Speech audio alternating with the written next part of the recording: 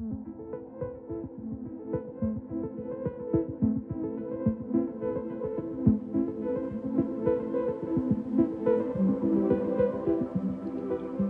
m'appelle Emmanuelle Jal, je suis chercheuse en physique au CNRS. Je travaille au laboratoire chimie physique, matière et rayonnement à Sorbonne Université, où j'étudie la dynamique d'aimantation ultra rapide grâce à des impulsions laser et rayons X très courtes. Ma recherche consiste à étudier des aimants qui sont très petits, qu'on appelle en film mince, c'est-à-dire en couches très minces de quelques nanomètres. Et ces aimants-là, on peut les modéliser par des flèches. Et ce qui nous intéresse, c'est de savoir comment cette flèche va bouger face à des stimuli extérieurs, tels qu'une impulsion laser. Donc par exemple, elle va pouvoir tourner, ou osciller, ou diminuer. La manière dont on travaille, c'est qu'on fabrique nos échantillons au laboratoire, on caractérise leurs propriétés statiques, l'épaisseur des matériaux, la rugosité, et ensuite on va caractériser les propriétés statiques de l'aimantation avec le rayonnement synchrotron, principalement à soleil.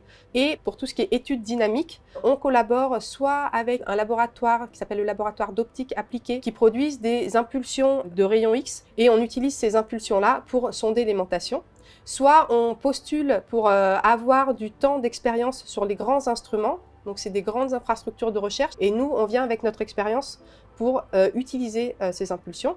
Et souvent, la manière dont ça se passe, c'est qu'on a 5 jours de temps d'expérience, 24 heures sur 24. Donc on a pas mal de collaborations en Europe avec d'autres équipes qui utilisent ces grands instruments pour pouvoir s'entraider sur chaque manip.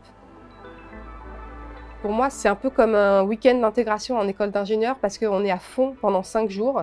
Et quand on s'entend bien avec l'équipe, c'est vraiment génial parce qu'on essaye de résoudre des problèmes et il faut être efficace parce qu'on n'a que 5 jours, 24 heures sur 24. Un projet sur lequel j'ai beaucoup travaillé récemment est le développement d'un réflectomètre. Du coup, l'idée, c'était de développer notre appareil pour faire vraiment exactement ce qu'on voulait. On a eu des très beaux résultats scientifiques qui sont en cours de publication et qui font partie de la thèse de Valentin Chardonnay.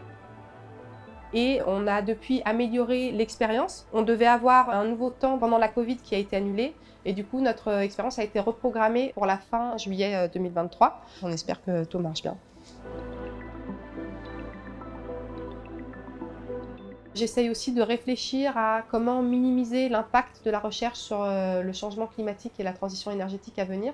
Et donc, je fais partie des référents à Sorbonne Université et au CNRS. Et on a un groupe qui s'appelle Climaction au sein du laboratoire pour calculer le bilan carbone du laboratoire et essayer de proposer des solutions, comment continuer à faire la recherche qu'on fait et ce qu'on aime, en essayant que ce soit compatible avec notre monde fini.